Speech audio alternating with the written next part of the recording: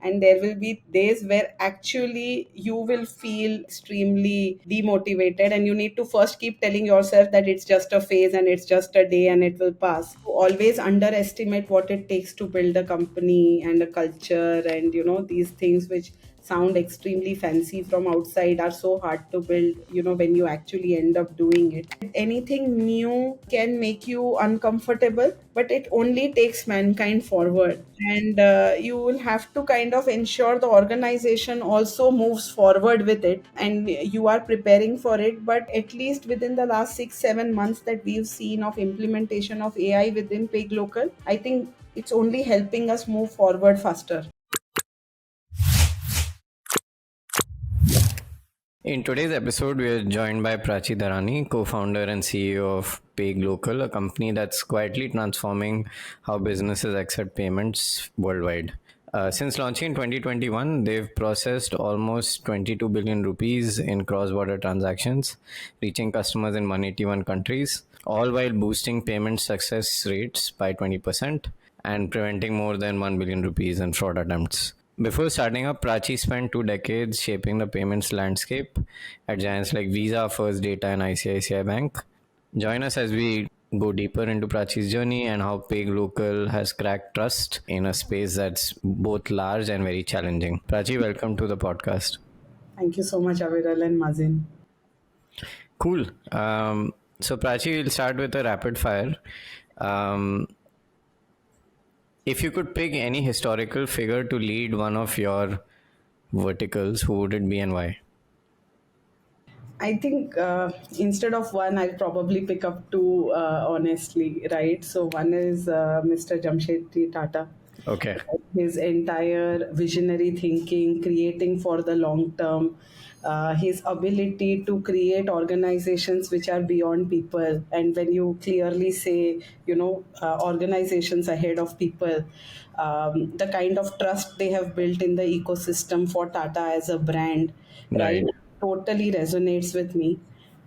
Being Guju by birth, I think Dhirubhai Ambani is another very impressive figure to have seen of how you kind of take bold steps, move forward, and then create not only generational wealth but wealth across the entire Indian ecosystem. So I think these two figures, I think, resonate with me very very deeply. Right. uh, so, anything and everything to learn from them is important. I think you picked like two of the probable like four people anybody could pick on their team. So wonderful choices. What do you envy about founders in, maybe looking at founders in other fintechs, in working in other segments? What are some of the things that you envy? What are some of the things that are maybe harder working on a payment startup specifically?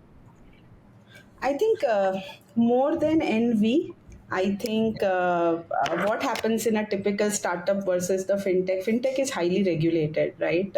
Rightly so, because you are, touching customers' money, merchants' money. You have much more responsibility because you are handling somebody else's money. Versus if you start a startup which is not as regulated as fintech is, you have a lot of ability to fail earlier, learn earlier, and give yourself that ability to say it's okay, right? But when you are touching somebody else's money, unfortunately, you do not have that option, which also means that a significant part of your initial journey is spent in creating the right organizational structure, people, processes way early in the journey compared to any other startup. You need to be like really hands on. Especially once also from a license application to once you have received the license, ensuring organizational structures, people, processes, governance, all is in place very early on in your journey, which will not help you show the hockey stick growth that VCs like to see. And you need to be a little more patient as you go through the journey, but I think it just pays off in the long run. So if you are in fintech, you need to play the long run game. Makes sense. Is there any founder in the Indian fintech ecosystem you think is doing something underrated?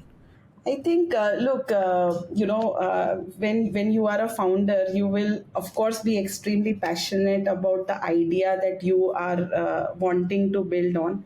But largely, founders will be divided into three large categories. Either you are very capitalist kind of system that you are building, products that you are building, which will create revenues, profitability, employment generation, and all of that. And then, being Indians, you also have this entire socialist thing in you, right? So all of us at some point in time want to do some amount of donation, education, that longer end of it. So of course, from a PayGlocal perspective, we are building products for the ecosystem. We are for profit organization. But I think one person which giving my socialist inclination towards the all the things, I think one founder that I truly admire is and I don't know if you know her already, Mrs. Chetna Gala. She is the CEO for Mandeshi Mahila Sahkari Bank. It's a bank based in Satara, and it's 100% women oriented bank. It has employed over 150,000, if not more. Largely maids and people in the blue tired women, bringing them into the financial inclusion kind of a thing, providing jobs, helping them create their small, micro businesses and bringing them up the curve. It's quite inspirational to see her journey, from one end of PayGlocal, which is very for profit, to somebody who has dedicated her life really doing changes at a grassroots level and has created a larger impact. Amazing. That's super cool. Thanks for sharing the Yeah. story. Uh, in the startup world, we're overwhelmed with buzzwords. What's one buzzword that you can't stand? I think more than standing, honestly, something that being in cross-border payments, we're not able to do enough in Indian ecosystem is crypto or stablecoins related things, right? And rightly so. Again, but there is a lot of innovation that's happening globally around that. More than getting irritated, to see how we can imbibe a few of those things as we continue to on our vision of fostering global commerce. These are the things that we aren't able to participate today on. Uh, and we'll see in the times to come, how all these things will take shape in form of either CBDC or certain other things. Understood. What's your favorite way to disconnect from payments dashboards? I think I am a mother of two boys. I have Okay. two boys, 12 and 7. So it's not only about when I want to, right? So the minute you enter the home, I think all those things are off the chart.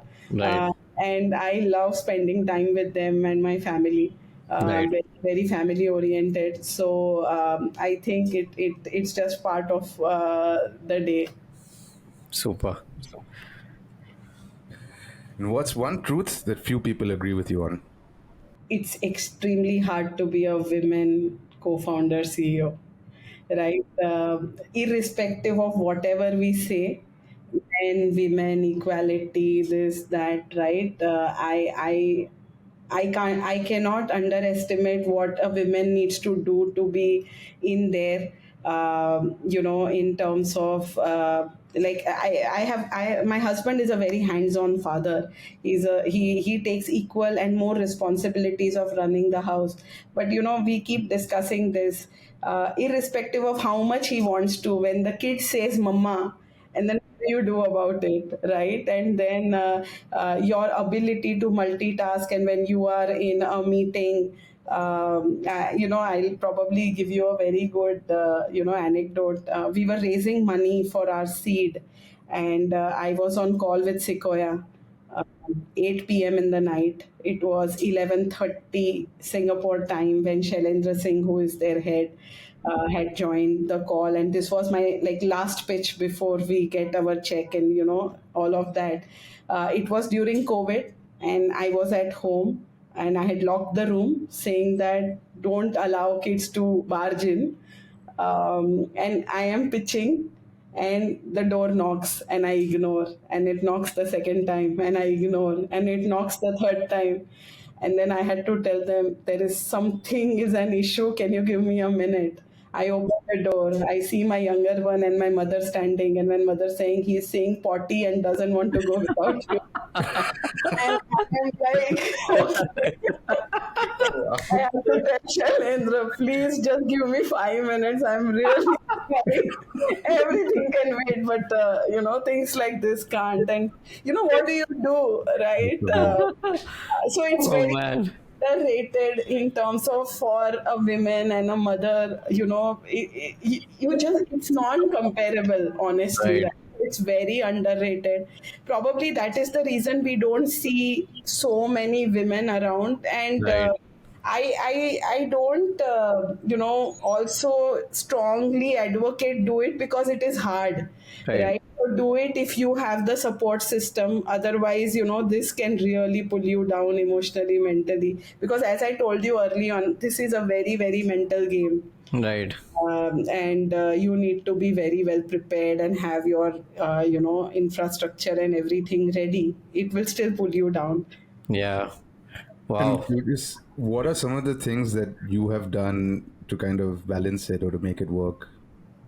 What are some things that work for you? I think two, three key things, right? See, first and foremost, there is nothing like everything will work. Hmm. Right. So, Right. first and foremost, to convince yourself that there will be days that things will break, and there will be days where actually you will feel, extremely demotivated, and you need to first keep telling yourself that it's just a phase and it's just a day and it will pass. But more importantly, to create an infrastructure around you whom you can trust the most, right? So, I think again, cannot take away what a supportive husband's role in this is. And very very fortunate to have Hari in my life, who is very very hands on, very supportive of my career, pushing it forward. More importantly, I think when my elder son was born, my husband and my parents came into a room and they decided that my parents will move in with us. Hmm. So I have my parents around. So I keep telling my mother I have outsourced my parenting large part to you. Hmm. That's the secret And hack. then I think the Wow. third thing is please overspend on maids and drivers and the support system, Right. right?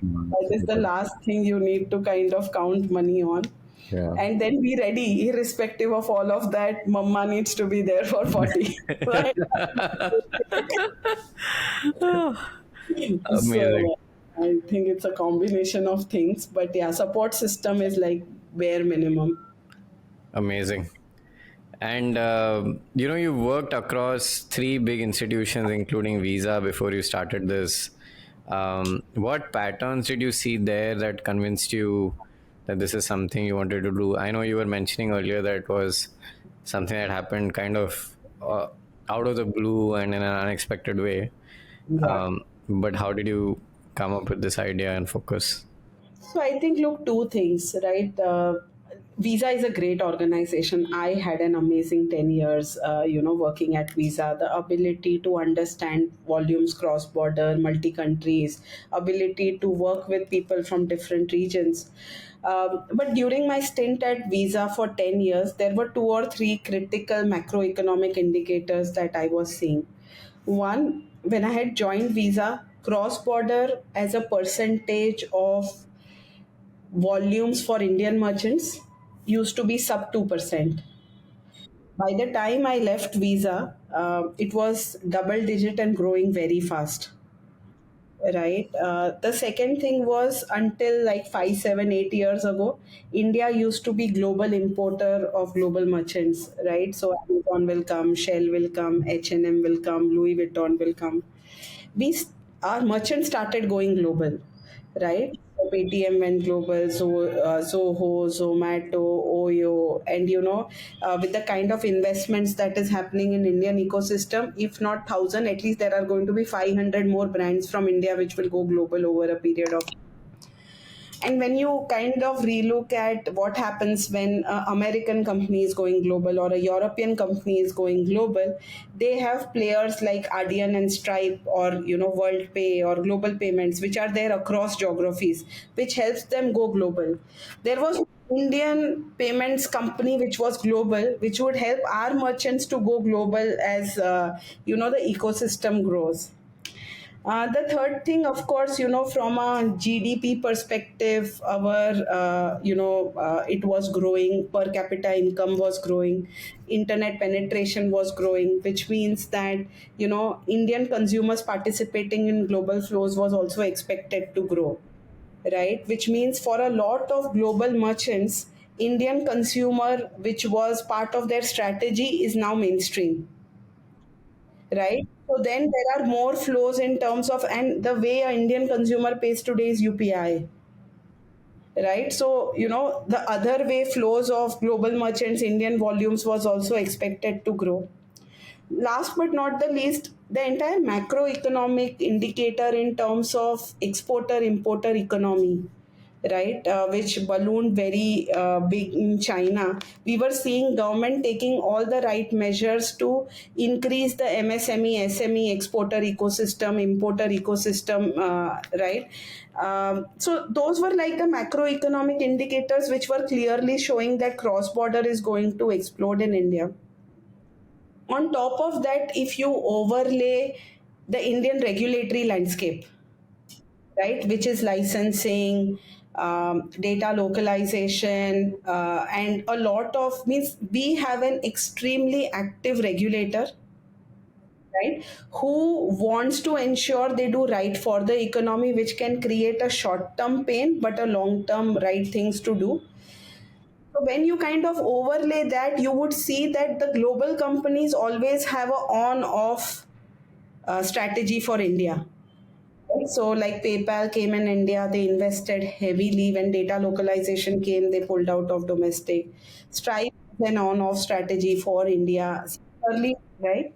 Now you put a third layer on top of it. When it came to cross-border, right? And if you look at two merchant segments in particular, consumer paying businesses or businesses paying businesses, who were the players supporting the Indian ecosystem? When it came to consumer paying businesses, you had in e-commerce PayPal and Stripe, and in POS, wherever there is meaningful cross border, you had global payments. When it came to B2B, you had players like Payoneer and Ping Pong, which means the market is growing and the regulation is there and the global players are going to have an in and out strategy, and there is no Indian player who is addressing, right? So it kind of came together, and because of my stint at Visa, I had opportunity to work with all the large banks, all the large aggregators, and I actually taken this opportunity to most of them saying, look, this is where you need to invest. Everybody understood the opportunity, but the domestic payments in the last 5 years, 10 years has been growing so rapidly. So while everybody understood the opportunity, it became a priority 20. You actually look at a startup, right? Is there an opportunity? Is there large enough? Are incumbents interested now? No. And then it kind of found support in form of Amrish, who has not only been from this ecosystem, he validated the idea, he was putting his money on the table. I think there was nothing more for me to kind of think through but to give it an honest attempt. Right.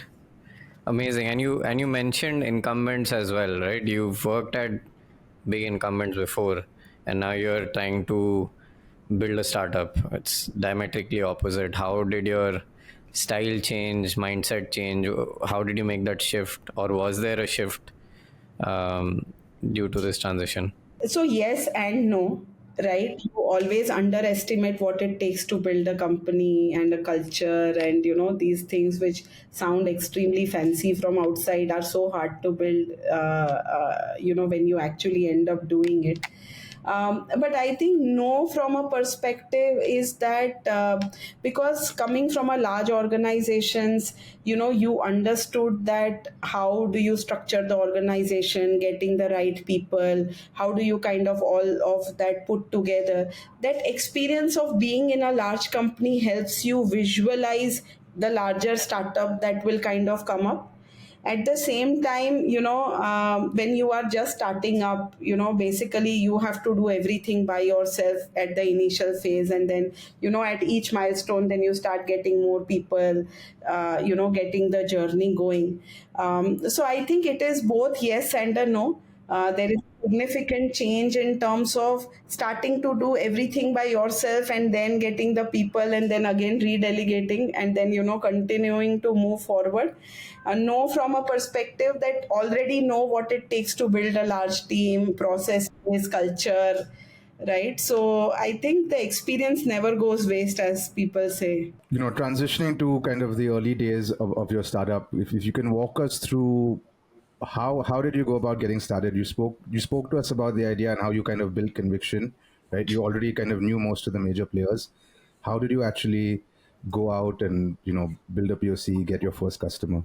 So I think, look, two, three key elements as you get started, right? First and foremost, getting the right co-founders, right? And extremely, extremely lucky, fortunate to have Yogesh and Rohit, decided to join the journey, right? And I think they are my shoulders to cry on, right? And when three of us are together, it anything can come our way, and we can kind of manage it. Again, all three of us come from Visa. We practically knew what the challenge was and what are we building. Because of that, and the initial money that we had, and when we raised $500,000 with Amrish and friends and family round, we got Sequoia within a month of our company's incorporation, right? So we raised another $4 million. So that kind of helped other people to join us to cross the line. So we were quickly able to put our initial team and structure in place and had started working on the idea. And we were revenue generating in our fifth month of operations. And I think, when you see most of the startups journey, you basically start with small customers and then move forward to large customers. We were extremely fortunate to get two large customers going live on day one of our product, which was Big Basket and First Cry, right? To get into these large customers is not very easy. But I still remember it was like 2021, mid of COVID. Big Basket used to not accept cross border payments at all, right? And it was COVID, and your NRI kids sitting outside did not want parents to go down to buy groceries and wanted to pay through their card. And it was a new use case that they activated with PayGlocal, right? And ever since, their volumes have grown 10-15% month on month without advertising, right? Similarly, for First Cry, they had a massive fraud related issues and penalties coming from the networks, and they were very happy to onboard a partner who is talking fraud, who is talking cross border, and they've been with us ever since. So, of course, our ability and our background helped us to convince the merchants to trust us. But, you can't be fortunate enough for somebody with these large organizations placing trust in a very new startup. Basically, it is the founders on whom they are keeping the trust on.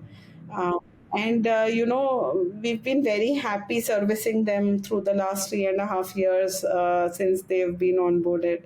And you touched on two kind of competing goals, right? One is increasing the number of successful payments, and the other is preventing fraud. And especially when you were starting off, right, you had these two big customers. How did you go about thinking about these two competing goals? What were some of the processes you put in place early on? So I think, look, when it comes to e-commerce in particular, right, all of us know that e-commerce founders spend disproportionate amount of their time, money in bringing the customer to their website, their app or something, right? And what every percentage point of payment success rate means in terms of real revenues, right? So it's not a parameter that you should underestimate to deliver as a payment company, right? At the same time, the way ecosystem across the globe is built, right, largely the acquiring ecosystem expects the merchants to manage fraud at their end, right? And very initially enough, we've been extremely convinced that merchants business is to do their business, to get their customers, to ensure that their products are getting delivered, right? Managing payment related fraud is not something that they have an expertise on, right? And the minute you pass it on to them, there is a significant restriction that merchants have when it comes to opening up cross border. So we were very clear that we'll take that away from the merchant, because that is a strength that we bring on the table, right? And Mazen, as you rightly pointed out, there is no silver bullet, right? With every percentage points of cross border approval rate that you would want to take up, there is some amount of fraud risk that you are taking, right? And it's a fine balance, it's an ongoing thing, it's not one time done, right? And fraudsters are always a step ahead in terms of the journey. So it's an ongoing investments into this. But I think if somebody can crack, then a payments company and a cross-border company like us who is focusing on solving for this, that's the real thing that we have signed up for, right? And for the last period, our there is a specific matrix that is being monitored, which is fraud to sales, right? And it's been like way under the expected rates in the ecosystem or by the networks. And curious how you do that. I mean, you serve merchants across 181, more than 181 countries, I believe. Uh, Customers.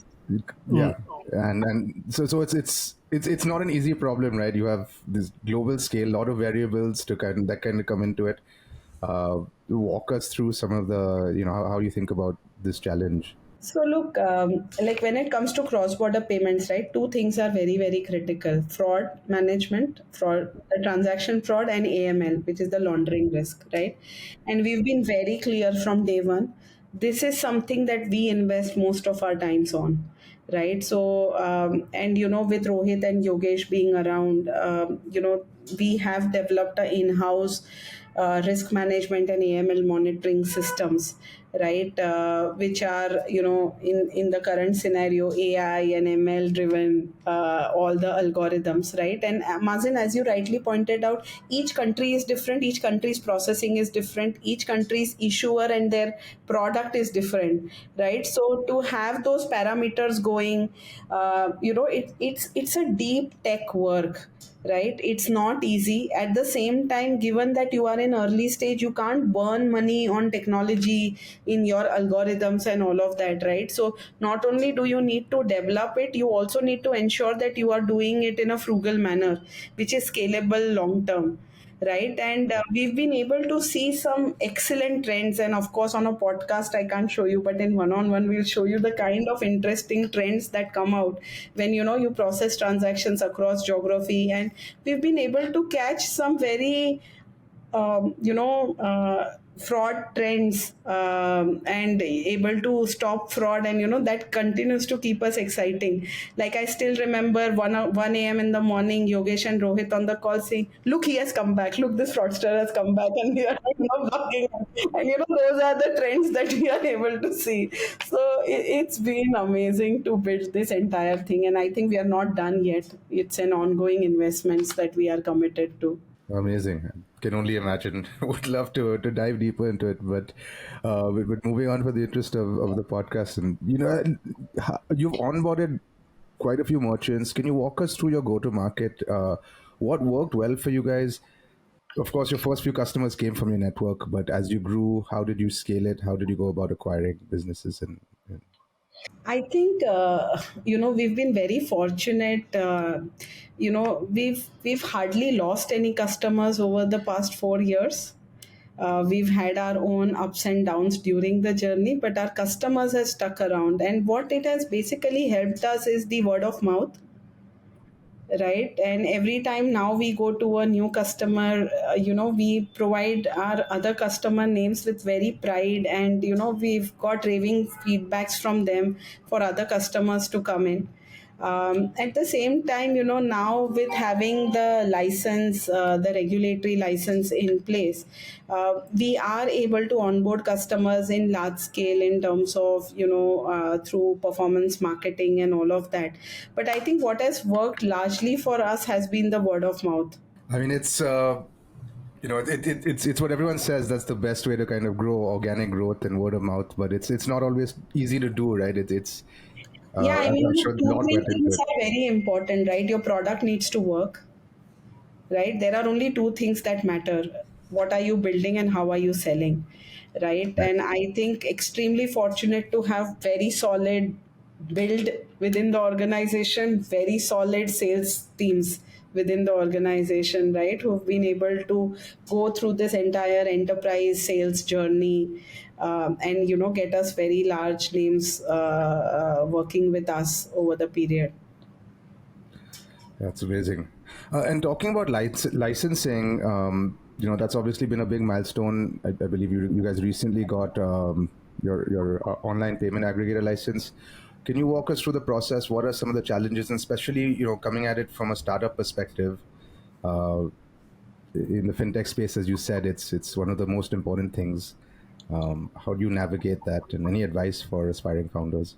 I think, look, as I told you, first of all, we can't be more happy than, getting a license so early in our journey, right? It just helps you prepare yourself for the bigger things, right? And have known of many markets where there are no regulatory license to do this business, right? And there is a stark difference between how payment aggregators in India are prepared to process the volumes, and how these rules and regulations set by the Reserve Bank of India, which initially look extremely onerous, actually help your own company in the long term in a very big way, right? So as I told you, it's not easy, right, to go through, application process. First of all, there is minimum net worth that is required, which means you need to have the ability to raise the right level of money to survive the organization until you kind of get the license. But more importantly, it's also what you are signing up for as an organization, right? So there are very clear guidelines set in terms of how your technology has to be there, how your processes are supposed to be there, how you are going to handle merchants money, customers money, and everything that you are touching. So as I told you, it takes an initial large period of time to set those processes up, right? And you are never done. Like in a fraud scenario, you are never done. Similarly, when you are running a regulated business, you are never done, right? So even putting those quick processes of maker, checker, hindsighting, corporate governance, internal audits, and all of that, it can be quite onerous if you have never done it, right?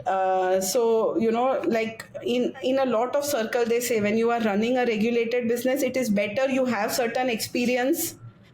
And it's not easy for it to just get started, because it can be really onerous as you set up those processes. But once you are done, the kind of confidence it gives you as a founder to say that, okay, now the machinery is ready to scale. And as a cross border player, as we start looking at markets outside of India, you are way well prepared, Correct. right? Yeah. I think that would help Indian fintechs, especially the ones like us who want to go global, who are committed to be creating a global payments company from India, very well in your first stage itself. Hmm. Yeah, I think that is something the regulators don't get enough credit for. They help enforce much better practices and processes. I And think it's in a good. short term, it can be onerous, right? But if you are here for long term, I think you are best prepared. Yeah, agree. And you mentioned AI in the conversation earlier. Fraud detection is important for you. I understand it's a very important component of your business. Do you see this as an opportunity or a threat for you? How are you looking at it? What's your view of AI in this space? I think AI is only going to be helpful, Okay. honestly, right? There are certain trends already. We are seeing certain trends which, by putting, and probably I will not be the right person fully, but my co-founder Yogesh, who's has this entire AI implementation strategy for PayGlocal. But with AI in picture, we've been able to create more products, right? Like a small merchant onboarding risk underwriting product Right. through agentic AI implementation was Right. is unheard of. Right. And we've been able to actually create more products because of this technology, Hmm. Right. right? And we'll be able to scale faster. Hmm. So I think it's only a boon. Hmm. Of course, like I said, anything new can make you uncomfortable, but it only takes mankind forward, Of right? course. And you will have to kind of ensure the organization also moves forward with it, and you are preparing for it. But at least within the last 6 7 months that we've seen of implementation of AI within PayGlocal, I think it's only helping us move forward faster. Right. And what is the next 5 years looking like for you at the firm? I think, look, as I told you, we are committed to be creating global payments company from India, right? So we will go to markets outside of India sooner Hmm. than later, Hmm. creating our products. Similarly, in cross-border space, there is more products to be developed. Right. So recently, we also made our B2B cross-border product live.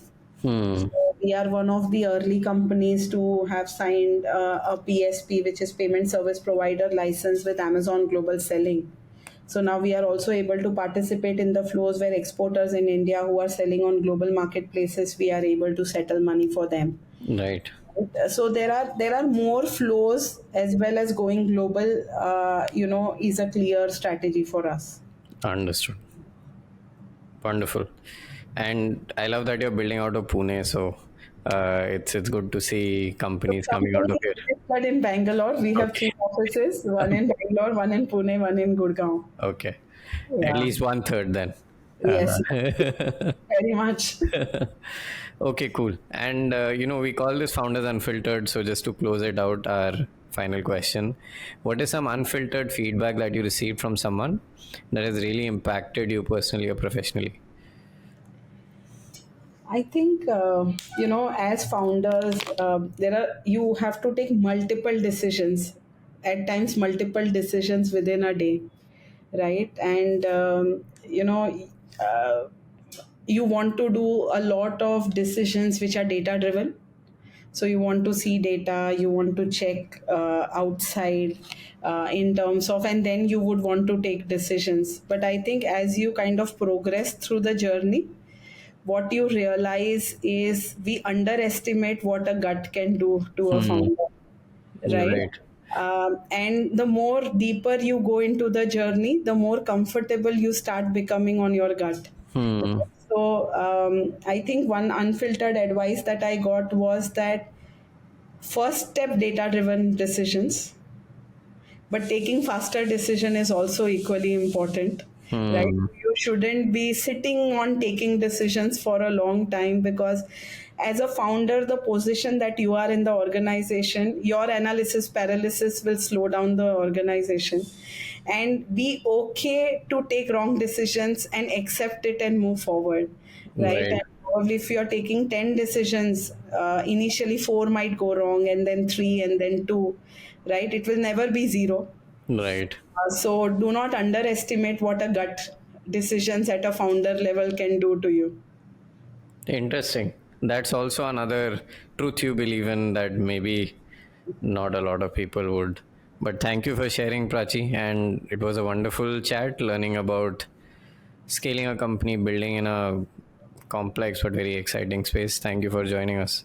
Thank you so much for inviting me. Loved the chat.